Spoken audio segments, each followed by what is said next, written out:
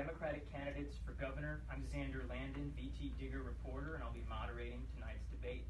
We're going to start off with minute 30-second opening statements where you introduce yourself to the audience, explain your platform a little bit. Going to be asking a series of questions after that for the next hour or so. All of those questions will be about, I'm expecting a minute and a half responses, roughly. So, James, would you start with an opening statement? This is James Ellers. Sure. Thank you, Xander. Thank you, Channel 17, for this opportunity. I filed to run for governor a year ago, realizing that our governor, currently Governor Scott, is not representing our interests as Vermonters. We're all working harder for less money. Access to health care is a struggle. We're in a child care crisis. Our waterways are being destroyed. People are not being compensated fairly for their full-time work. I just couldn't sit by and have that continue. See it happen for another 2 years yet again. I'm a blue-collar kid. I've got 4 small children, and Vermont is a special place, extremely special place. And if we all come together, even with my colleagues here at the table, we all share a difference in some policy areas, but we all substantively have the same principles, and that is that the people of this state matter. And I welcome that opportunity to bring the people's voice to the governor's office free of special interests. Thank you. Thank you, James. Christine Alquist. I'm a person that pulls people together to do big things. Until March, I was the CEO of Vermont Electric Cooperative. We served about a fifth of Vermont with electricity. And remember, we were a cooperative just like a food co-op. My passion in life was to demonstrate the electric grid could solve climate change. When I left, we were 96% carbon free. We were offering incentives for people to move away from fossil fuel heating, cooling, and transportation. And we did that without a rate increase for 5 years, essentially proving you can solve climate change. It does not need to cost more money. I love Vermont, but when my 40-plus years, I've done everything from school board to mental health board to past 5 years I've been the moderator for town meeting.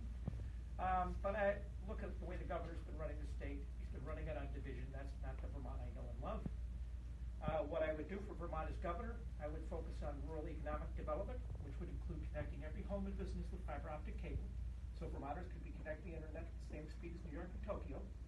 I would continue to move us to an improved Medicare for all system for health care. I would accelerate the work we're doing on climate change, as well as ensure every child receives a quality public education.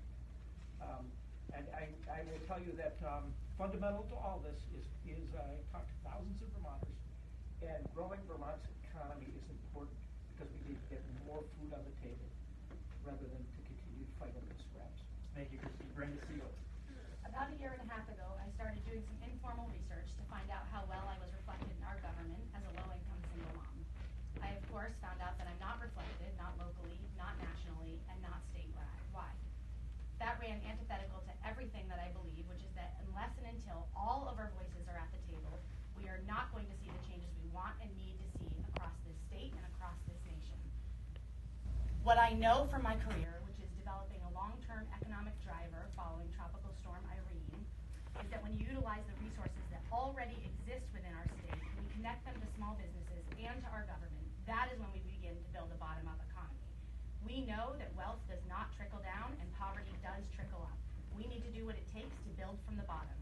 We also need to support and promote our strong education system, doing things like implementing the ethnic studies standard and centralizing services closer to schools. About a year and a half ago, on March 7th, I decided for sure that I would run for governor. On March 8th, I got a call that my nephew had died of heroin overdose. He was a son of my brother who died 20 years ago of a heroin overdose. I watched the system fail him. I know that we can do better. What I know is that when we all come together, when we allow new voices at every level of leadership, that is when we will begin to build a Vermont that works for all of us. Thank you, Brenda. Senator John Rogers of Glover. And in your opening statement, Senator Rogers, could you explain you are running as a write-in candidate? Your name will not be on the ballot on primary day. Could you explain why you decided to run in this fashion and if this is a serious run for you? Absolutely, Xander, and I want to thank both Digger and Channel 17 for inviting me. It's the first forum I've been invited to. The write-in campaign happened after petitions were past due, and I got contacted by some folks who felt that there was no one in the race that they could support. They didn't think anybody shared their values, and they asked me if I would run. And I said, well, the only way to do it now is as a write-in, and it's a very heavy lift and a long shot. And they were undeterred, and they said, well, we'll do it. And I told them I was focusing on my Senate race. I have a small construction business, and I have a lot of work lined up and people that I've made commitments to, and I stick by my commitments. My family and I are also starting up a hemp business. So I just felt before petitions were due that I didn't have the time to run a statewide race, but I sort of felt the same as they did. So I said, yeah, go ahead. And so from there, they have taken off. I've been going to meetings and forums and anything that people are inviting me to, but other than that, have not been running a traditional campaign. Thank you very much. Ethan Sonneborn. I'm Sonneborn. I'm running for governor of Vermont. I can sum up my campaign in a simple phrase. It's the job of government to make people's lives easier. I think that, and let me tell you how I think we do it. I think we do it by making sure that we increase access to health care across socioeconomic boundaries. I think we do it by raising wages. I think we do it by standing up for those in our state who've been exploited by the system. I also think we do it by building a government that puts people first. A government that recognizes that we as a state are only as strong as our weakest link. And that until we recognize this, and until we start to move towards a state that truly works for everybody, and an economy that works for everybody, then we can't recognize the Vermont dream. The way we get to a place where we can say that this is the Vermont dream is when there's equity, is when there is transparency in government, and is when we are able to go to communities all over the state and say, your government is looking out for you. And that's how we build the Vermont dream of strong communities with strong values. Thank you very much. So now we'll get into the questions. So none of you, with the exception of Senator Rogers, have experience holding statewide public office. A poll from VPR and Vermont PBS that came out last month showed that of the four of you, 50% of Vermonters don't, less than 50% of Vermonters know who each of you are. So my question is, what makes you think that you're qualified to be governor if you were elected? And also what makes you think that you could beat incumbent Governor Phil Scott? And proceed. Well, I'm actually very proud of the fact that we got to a 41% recognition rating when entering the race in March. That was quite a move. And I will also point out that the governor's popularity dropped 32 points during this period. So he's vulnerable. I would say that, I think what Vermonters should look for in a governor is leadership. I have a strong history of leadership that goes way back. I will kind of tell you the story of Vermont Electric Cooperative. When I came to the co-op, we were on the edge of bankruptcy. The state wanted to put us out of business. We had the highest number of outages in the state. And I pulled the employees together and I said, look, I have a strong business background, worked with a variety of businesses, but I only give myself a 10% chance of success. If we all pull together, we can be successful. I also did something else because I had experience working with unions and I have a strong respect for unions. I said, we're all, including myself, going to abide by the union contract. That whatever raise you get, I get. And I know the power of pulling together, you can do miraculous things. 5 years later, I was invited down to the Department of Energy. I thought I was meeting with one or two people. I met with all the heads of the department. They told us we were the most innovative utility in the nation. We also went from a BBB- with a negative outlook to an A+ rating. And financial folks would tell you that's impossible for the size of the company we were. And we also cut our outages by more than 1/2. So I know the miracle of what can happen when people pull together. I'm a collaborative leader, and you get so much more when you engage folks and they give you their emotional energy. The command and control model that we're seeing our governor use today, that's fine during power outages and fires. but it's not how you create excitement and lead. Thank you, Christine. Brenda? I will first point out that Phil Scott had 17 years in the State House and is a CEO and does not seem to understand leadership. He doesn't negotiate with anyone. He doesn't negotiate with the State Employees Union. He doesn't negotiate with the Teachers Union, and he doesn't negotiate with the legislature. So I think that it's time that we redefine leadership. My career has been in executive leadership. I have put forth strong visions and worked with many different groups and many different opposing views and built together to create a very strong economy. I have put forth throughout this campaign some very strong plans, including for the opioid epidemic. And I think what we need right now is to have all of our voices at the table. And until we do that, we're not going to see the changes that we want and need. As long as we believe that the leadership has to come from the same place, the same funnel, either within the legislature or as a CEO, that is how we continue to have the same outcome. We need to see a different kind of leadership if we want to see new outcomes. Thank you. Senator Rogers? Sandra, first I'm going to say I feel a little bit slighted on my introduction. I answered the question, didn't really get a chance to introduce Go ahead, myself. Rogers. So just a little bit for the audience who doesn't know me. I grew up on a dairy farm in Glover, Vermont, and my family's been there for 5 generations, so we have deep roots, and a lot of the families around us have been there for as many generations. So it's a real tight community, and that's what I wish the entire state could be, as tight a community as we have in Glover. I've run a small construction business since I was in my 20s, and I've served in the House for 8 years and in the Senate for 6 years. So I do have legislative leadership, and I have a record of working across party lines and with all people for the benefit of Vermonters. And I think that's what I bring to the table, and that's what people recognize, is that I have that record. I built it over time.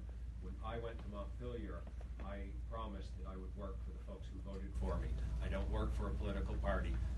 Very few people in that state house actually even have the opportunity to vote for me. And so I'm always focused on working for the people who vote for me and send me to Montpelier. Thank you very much. Is there anything else you'd like to add about your sort of chances if you were pitted against the governor in a re-election bid? Sure. And I think that's one of the differences that I bring to the table. I've worked with both James and Christine in the State House, and have had the chance to hear both Ethan and Brenda, and I think they've all got some great ideas. But I think because of my background, I think I do have a better chance in the November.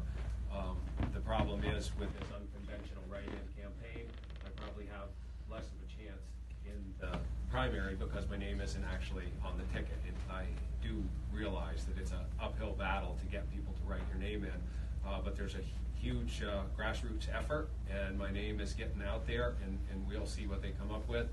And if I do happen to be the nominee, then I'll ramp things up and take on Phil Scott head on. Great. Ethan? I think that all over this state, everyone I talk to is looking for change. I think I can beat the governor because he represents what people hate about politics. He represents people who have become so embedded in the system that they become allergic to work. And until he saw his approval numbers crater, he felt entitled to this re-election. Now he's running scared. We have a unique opportunity to defeat him in November. And I think that the way we do that is by running a candidate like we've never run before.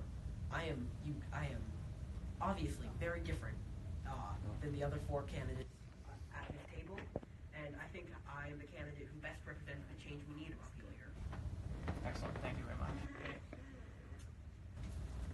Just because someone has the title doesn't mean they have the capacity and the skills. And we've seen that sadly with Governor Scott.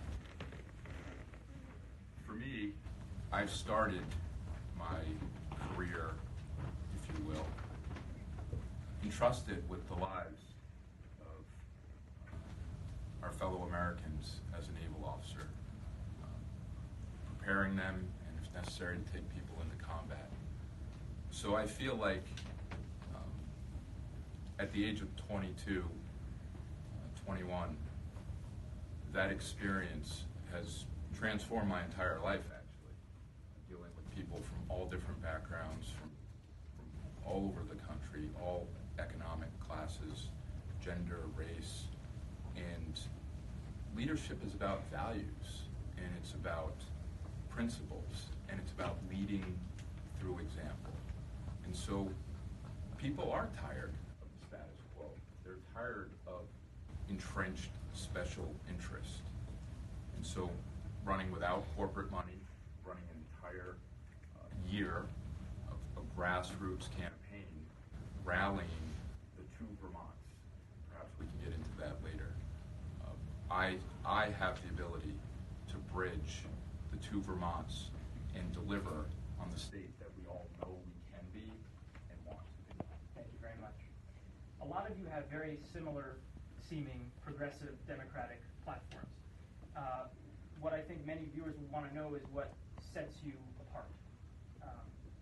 What, in your mind, sets you apart from the rest of the candidates sitting at the table in terms of the policy initiatives you would pursue if elected to become governor? And my career has been, and as well as throughout my life, in building bridges. So I've been able to pull together lots of different people in order to make sure that we're making strong forward progress. Yes, I've been a community organizer and an executive and involved in executive leadership as well, but I also have a strong progressive history. From the day that I first started pushing forward ideas till now, I have pushed forward the same set of values and ideas, and I have made sure that I am working with lots of different types of leaders in order to do that. And that includes working with business owners, with the arts, with recreation, with farms, and as well as with our legislators. Throughout the last several years, I've been working on the Raise the Wage Coalition and working with a lot of legislators, testifying and speaking out.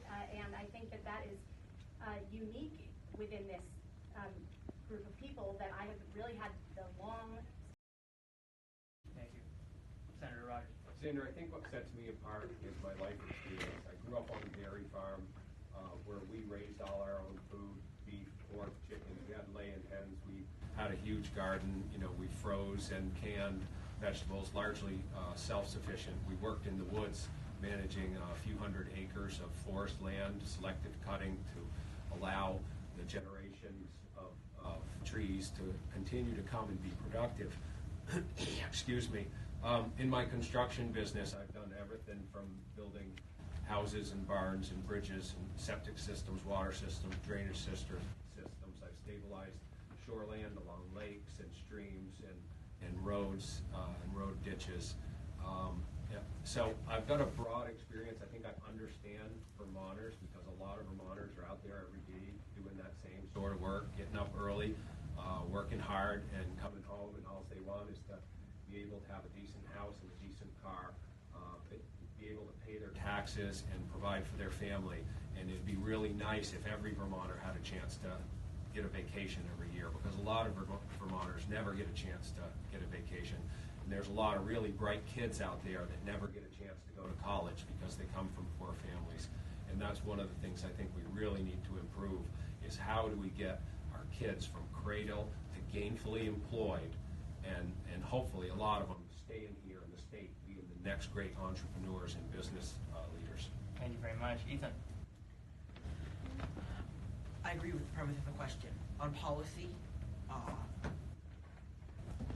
I agree with most things the other candidates up here believe and will say. But I think it comes down to fundamental values. My campaign has been based around the idea that if our state wants to keep moving forward instead of moving backward, that we have to make real changes.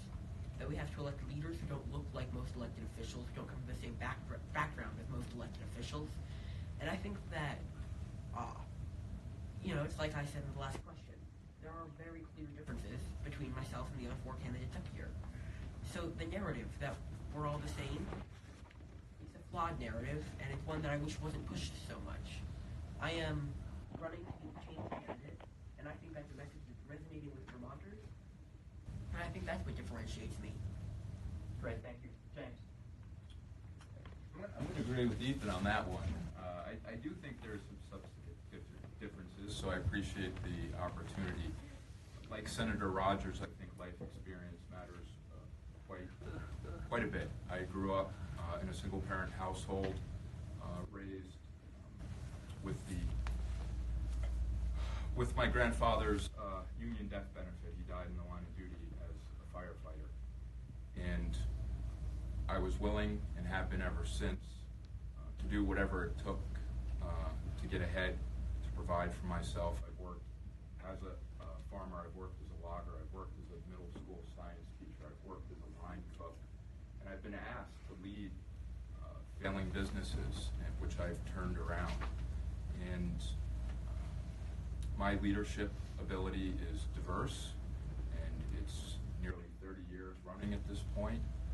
And on a policy basis, I think that translates into the fact I've come into this event tonight with proposals to double the child care assistance program, free tuition for not just people willing to pick up a firearm, but also for our public sector employees, as well as a bank franchise tax to make that possible. These all come with numbers. And importantly, as the governor always likes to give lip service to the importance of veterans, we are going to work in partnership with the legislature to ensure that veterans' pensions are not taxed. Thank you very much. Christine. You know, I think, I will tell you right now, Vermont needs more than just a nice guy governor. With everything that's happening out of Washington and the economics we're facing in our state, we need a bold and courageous leader. And I think you will see I have a long history of bold and courageous leadership. In my 40-plus years in Vermont, I've served on school board, chair of mental health board, town moderator for 5 years, on all the business groups, Vermont Business Roundtable, 12 years on the Memorial Economic Development Board. I've kind of done it all, and I've done that all out of civic commitment. I think, you know, the most important thing that you can do is do a deep dive on the resume and look at the history. You know, we're sitting here talking about what we do and what we're committed to, and I call that the job interview. Vermonters are interviewing the candidates right now. What everybody needs to do afterwards is do the resume check and the background check. And I think you will see that I have a long history of courageous leadership, and especially in the area of economy. You know, I'm going to focus on an economy, and we're going to measure that economy based on how the bottom 20% are doing. If you look at what's happened today, and it started a long time ago, you know, there's been a systematic attack on the middle class, and if the wages were minimum wage adjusted for inflation today, it would be $22 an hour. So we've got this long history, and you need somebody with a long, courageous vision to move forward and fix this over time. Thank you very much. We hear a lot about Vermont's struggling labor force and Vermont's struggles to build up its population, keep its population level. So what would each of you do, if elected governor, to attract a workforce, more workers here, attract young families here, and attract young people here? And we'll start with Senator Rogers. Well, I'm going to disagree a little with the need for more people. I think one of the biggest threats facing the earth is too many people on the planet today. It's driving climate change, it's driving the pollution of our air, water, and soil. These are essentials for life. If we don't have clean air, water, and soil, then there's going to be no life left here. My idea is to try to grow from within. I don't think we're going to encourage a lot of big businesses to come here. We have high energy costs, we have high tax costs. Act 250 is hard for businesses to get through. My idea is to focus more on our institutions of higher learning, especially our state colleges, and work with them to figure out how to connect kids to state colleges and then build maker spaces and incubator spaces around those state colleges. When kids come out of those colleges, they have a lot of great ideas, even after they've gone away and worked for a business a few years. They have the great ideas that are going to be the next big inventions and the next big manufacturing. We can grow it right here. The other thing we need to do is focus on the trades.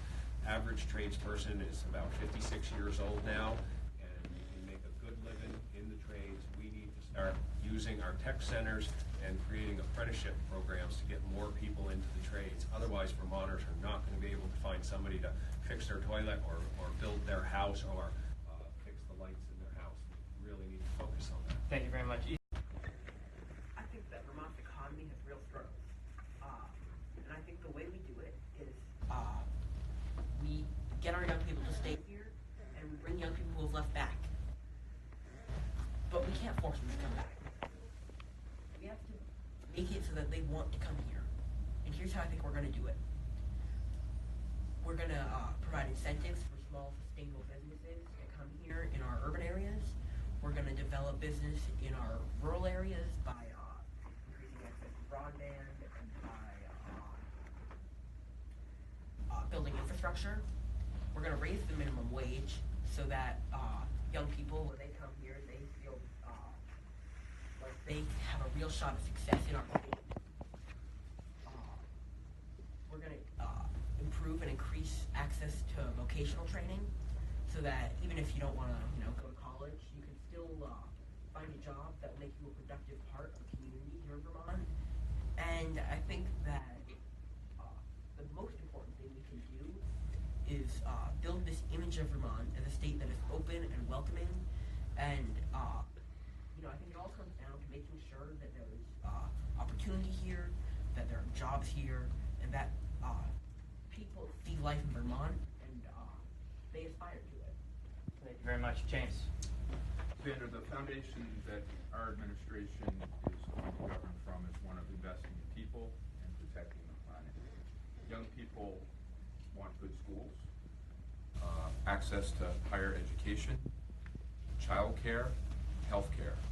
So that's why our platform is a people-first platform, and we'll be putting forward, when the session opens, a People's First proposal that reignites the universal health care discussion, that puts forward our proposal to ask the most affluent in this state to support our investment in child care assistance program, as well as offering property tax relief, and our proposal to exempt veterans' pensions from taxation will also attract young people. Most people don't necessarily think of people retiring, but 20 years in the service, when you go in at 17 or 18, you're out at 37 years old, and that's, at least in my eyes, that's still pretty young. So I think when we invest in our community and we invest in our people instead of these $10,000 gimmicks, which I feel are an enormous insult to Vermonters here who could use that for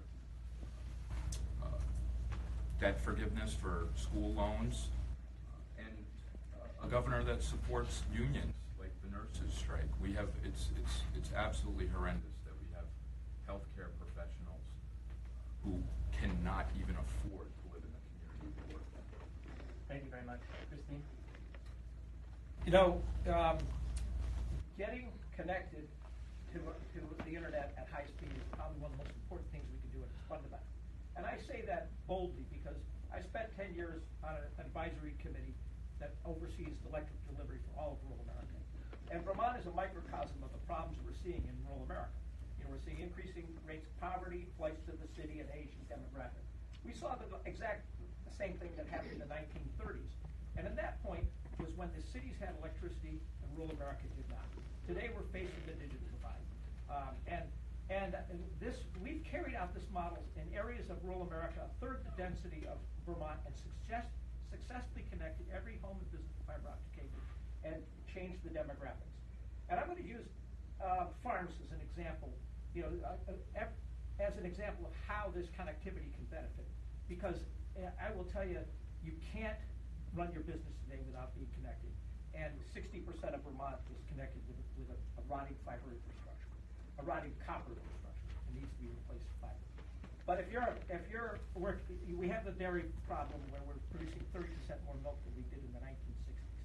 We can offer farmers the opportunity to move to more value-added finished products. And if you look at that, we have an example that works today. The maple industry built this excellent distribution system. We're selling maple products to Japan. Think about Sally's Dairy, and Sally started to grow blueberries to making a finished product like blueberry jam, using an example like the Hardwood Food Hub. Now this blueberry jam, which is GMO-free, organic, and a Vermont brand, can be sold all over the world. So now you've got a regular income with a higher margin product that will benefit the farmers. Thank you very much. Brenda?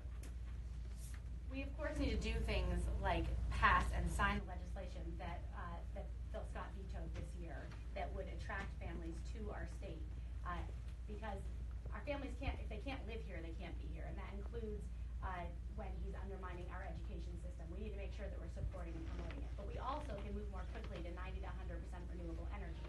This is what we need for the environment, and it's also how we build jobs within this state.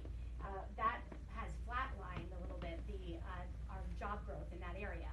And what we need to do is make sure we're building it back up so that we are creating those jobs for people to be here. And the added benefit is that it also reaches a lot of the issues that people in poverty have in our state. When you're doing renewable energy correctly, you are also reaching energy cost issues within our state for people who are struggling with poverty. That's a big piece of my platform, as well as making sure that we are building up our economy from the bottom, and we're utilizing those resources that exist in our state and connecting them to our businesses.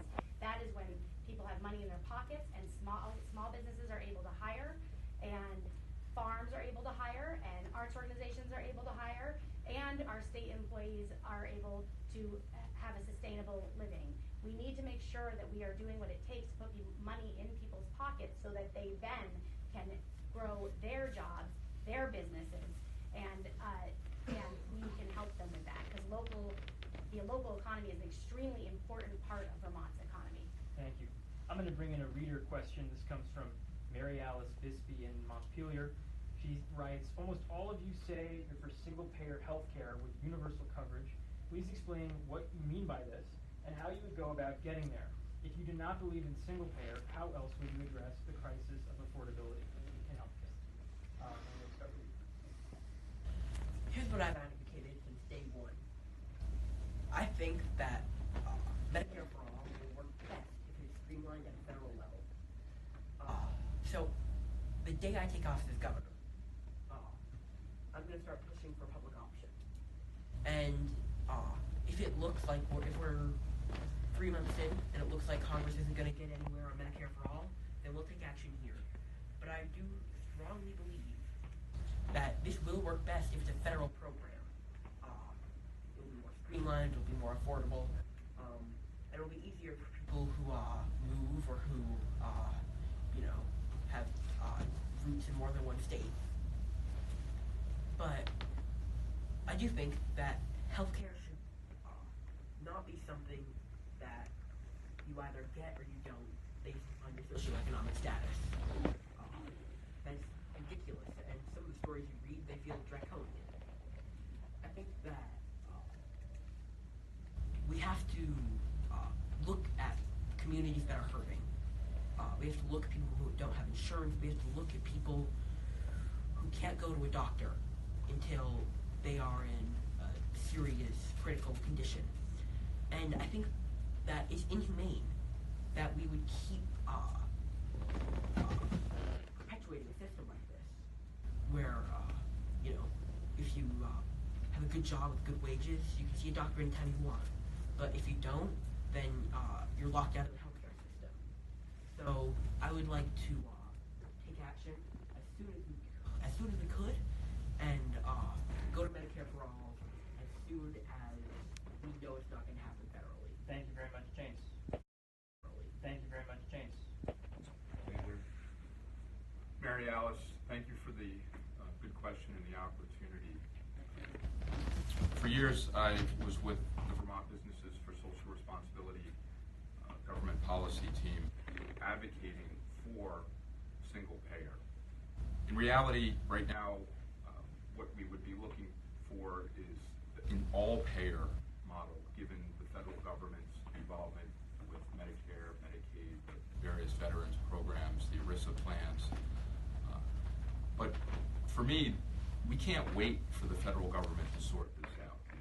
And I believe that if we eliminate the insurance companies from this equation, then we could get the equivalent of an all-payer model right here in Vermont. And I'm prepared to reignite that conversation as soon as the session, before the session opens, frankly, so that we're all ready to start pulling in that same direction. The notion that Vermonters can't afford health care and that we as a society can't afford it, that's ridiculous. When we say we want to attract young people, we want to retain people here, universal health care is that economic development tool. And so I feel very well positioned, very well grounded, and very confident in my ability to bring us all together. Even Governor Scott said that there's advantages in expanding the pool. And he did so forced into a corner around education spending. Thank you very much. Christine? Yeah, as soon as I become governor, the first thing I would focus on is encouraging the legislature to get a universal primary care bill on my desk as soon as possible, because I know, and I can show the numbers, the universal primary care, based on what they were doing past year, will pay for itself. I am an advocate of moving to an improved Medicare for all system. In the United States, we spend 18 cents of every dollar on health care. The European countries spend 8 or 9 cents. Obviously, that's a better answer. In Vermont, we spend 31% of our health care dollar on administrative costs. Medicare is 5%. So we're obviously, that's what we need to work to. Now, Vermont made some progress heading down this path, but we got in trouble because we're a small state. I would work with other states to form a union to accomplish this, because there are many other states who want to accomplish this goal. And I should tell you that the end goal, and I encourage all voters, do not take no for an answer. We know there are better systems. This is about all of us. I don't take no for an answer. And the idea that we're profiting off of people sick and dying is such a flawed model. We're the only industrialized nation in the world. But I will start by working with a union with other states to get there. Thank you, Brenda. We need to move more quickly to fully funding Act 48. I do not favor the all-payer model, in part because it was rolled out in such a way that we used Medicaid, people on Medicaid, the low income, the poor people, as guinea pigs, as if the lives of the people who are poor don't matter. We can test it on them because they are poor, because they don't have a choice, and they were selected that way. I find that to be abhorrent, to be honest. And Act 48 is already on the books, and I do believe that it was abandoned too quickly, and we need to find a way to fully fund it, whether it's with collaboration with other states or within our own state. I do believe that we do have a path forward in universal health care within our state, and we know one thing, which is that nothing is going to change in the national government this particular minute, and when states lead, that is when we see real changes in Washington. We can't continue to be afraid to lead. Vermont used to be such a strong leader across this nation, and one thing that we can do is we can lead in areas such as healthcare, such as the environment, such as a tax and regulate system for cannabis. We have this opportunity here, and if we don't use it, we're not doing what it takes to make a Vermont that's working for everyone, and we're not doing what it takes to build a strong economy within our state and make sure that all of us are able to be prosperous when we live here. Senator Rogers. I don't believe that Vermont can do it on its own. If you look at the numbers nationally, and as Christine alluded to, we're the only industrialized nation that doesn't take care of our people, and it's absolutely absurd. But we're already taking care of about 60% of the population with taxpayer-funded health care. If you look at your veterans, your Medicare, your Medicaid, police, federal employees, state employees, it goes on. The list goes on and on. Those folks already have health care paid for by tax dollars. So really, we're only looking at about 40% of the population that we've got to come up with the extra money for. And I understand that with the current administration, it's not going to happen. With the way our federal government is right now, it's not going to happen. But I don't think Vermont can go it alone. If there was a big enough pool of states that could collaborate, there's a good chance that we could pull it off. But I think Pete Shumlin was really invested in it, And if it could have worked, I think he would have got it. He would have got it to work. And I think everybody realized when the numbers were crunched that Vermont is too small to go it alone. Thank you. Do you think that Vermont needs to change the way that it funds its education system? And if you do think that that's the case, how would you change it? James? Yes, I do think we need to do that. I think that we need to, it is a fair, more progressive manner that will give relief to lower income people, particularly people on fixed incomes whose home is their financial security and are unable to keep up with property taxes. You know, the universal health care question you just asked, that plays into education funding enormously. That is a big part of school expense, is the health care involved. And so once again, I disagree with some of my colleagues here at the table. I do think we can afford it. I know that I alone, for my family, I pay $14,000 in premiums, another $6,000 in deductibles, and that's even, I don't even get everything covered that I need to get covered. So $20,000, we looked at the numbers. It was the insurance companies that don't like the idea, and if there's efficiencies in a larger pool, even as Governor Scott says, we can get the other 40% of Vermonters negotiate on behalf of all of those people together, and that is going to help fund our schools. But you know, to your specific question, yes, the income tax. Thank you. Christine? Yeah, if you look at the idea of a property tax funded model for education, it's been flawed from the beginning. It was put together in World War II, and it really has caused the division. You know, at the national level, it really is. We did this redlining, which kept the green areas for basically one group of folks, and the red line folks couldn't get access. You know, Vermont has a smaller problem because town by town things are quite different in terms of our economics and our ability to support our education system. But I want to point out, so yes, I do believe we need to take a deep dive and look how we're funding it. But I will say, let me just take an opportunity to talk about the way the governor is attacking the education system. You know, barking orders out of Montpelier, coming up with arbitrary metrics, and then beating up the teacher and the school board is not going to get us where we need to be. And when I talk about economic development in Vermont, closing community schools will exacerbate the problem we're having with the shifting demographics. Because if we close those community schools, we're going to end up people not moving to those towns. So we can optimize the schools in smaller towns, and we really need to move to community-based solutions on this. Because in one school, elementary school might have another elementary school 5 miles away, and maybe they're willing to close that school. But meanwhile, you got other towns where you have to bus the kids for 20 miles. So maybe the better answer there is to optimize the existing infrastructure by offering the wraparound services such as pediatric care, mental health services, daycare services, all in one building. So I say let's rise up above the education budget itself and look at the entire budget and how we can optimize it to provide better services for our rural schools. And that'll help our economy. Brenda?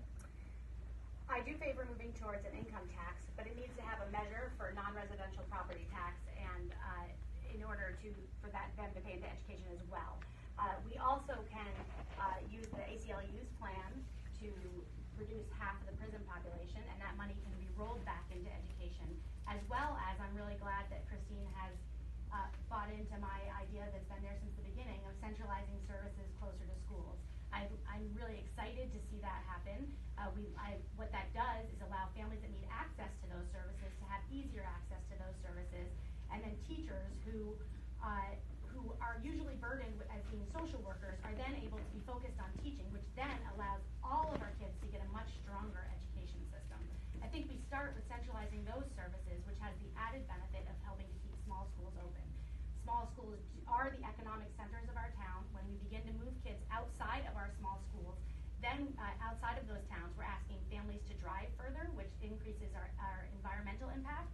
We're asking families to work outside and people to work outside of that town, which now you're hurting the economy, the local economies of our small towns.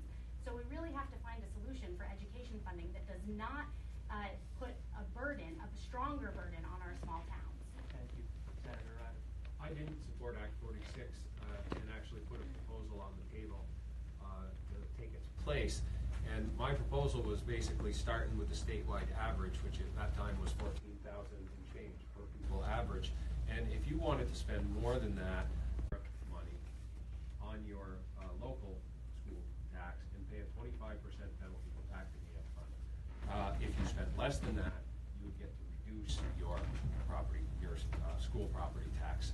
What that is a carrot and a stick. The problem we have in this state is we've got some very high spending towns. We've got towns that are spending over $20,000 per kid, and that is just too much to spend on college education.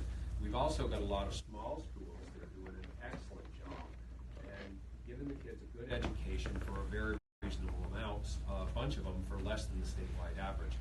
In my hometown of Glover, we've had a tremendous influx of young families because of that, because the school system is very good, operates, last I knew, right at or under the statewide average. But the other thing we've got to recognize, and I fault Governor Scott on his treatment of the education establishment.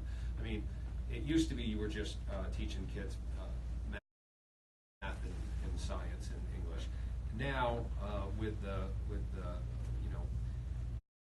opiate epidemic and various drug problems, a ton of kids have been born with drug addiction issues and broken families. Those teachers in schools are asked to be much more than just teachers. They're social workers, healthcare workers, parents, and everything else for those kids. Thank you very much. Ethan. I think if education is your issue, I'm your candidate.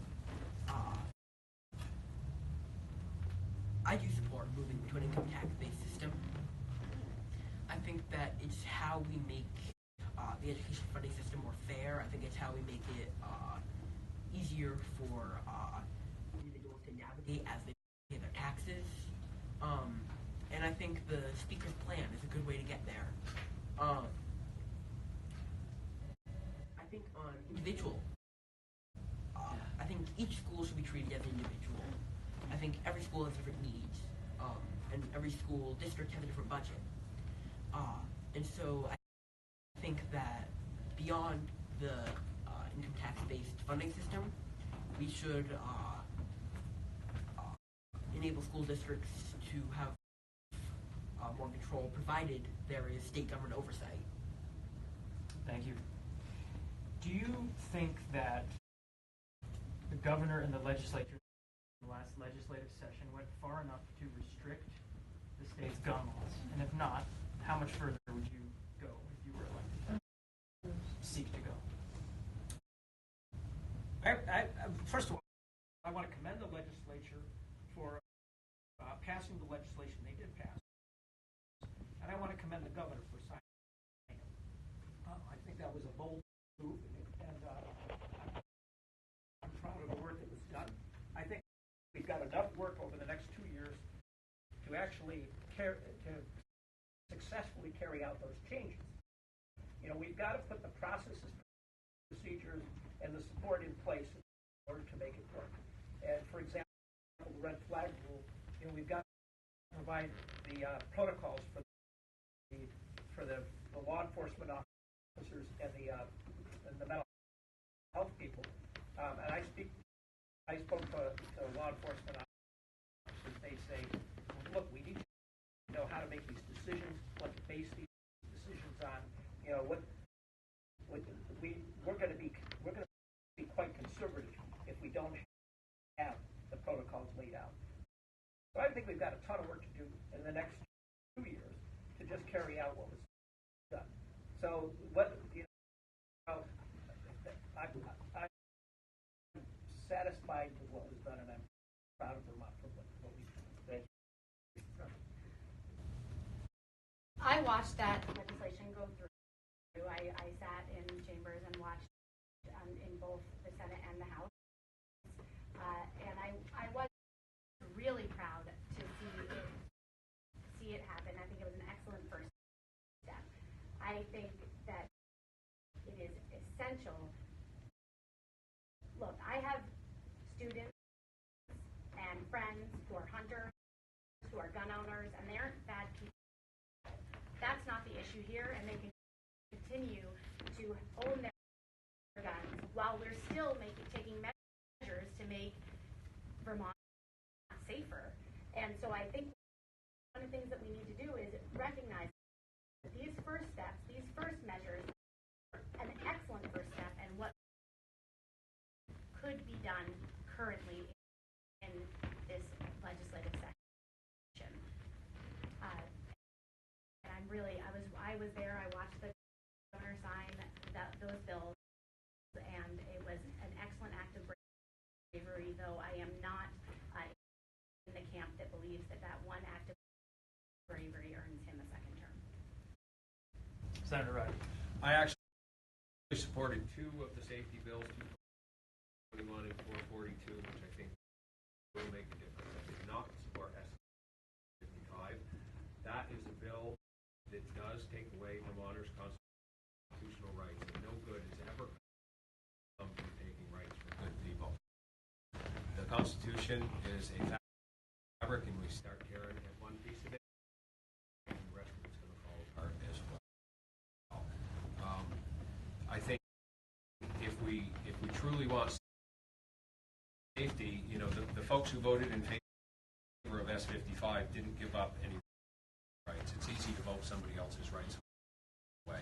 If we truly want safety, then let's look at the First Amendment. Maybe we should give the government and law enforcement access to everybody's phones and computers and license plate readers and facial recognition, and that would make everybody safer. But I don't think we're willing to give up our First Amendment rights for that. So I'm a strong Second Amendment proponent, and I think all we did is turn law-abiding citizens into criminals. And in my history in the State House, starting in the House, I have worked to reduce prison overcrowding and keep people who are not violent and dangerous to society out of prison. We've just created a new offense that has jail time connected to it. Ethan. I think that it's absolutely crucial that we move towards more school safety. I was a legislative page this late winter and early spring. My second day as a page was the Parkland school shooting. And my last day as a page was the day the governor signed S55. I think that we need stronger gun regulations, but beyond all the policy specifics, what we have to get past in the state is this argument that everyone who supports stronger gun regulations is a flatlander.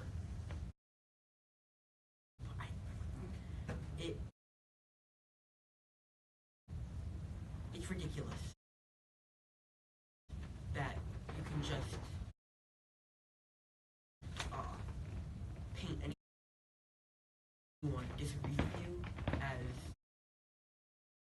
unpatriotic or someone who's not really from Vermont. I've lived here my entire life. I support stronger gun regulations. I come from a community that values the Second Amendment. But it doesn't mean the Second Amendment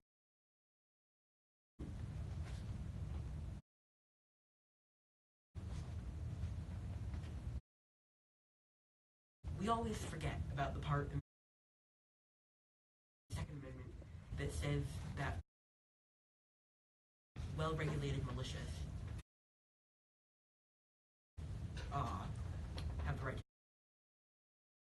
bear arms. School shooters are not well-regulated militias. People who are stockpiling assault weapons are not well-regulated militias. People who have guns for the sole purpose of this fantasy that they someday may need to overthrow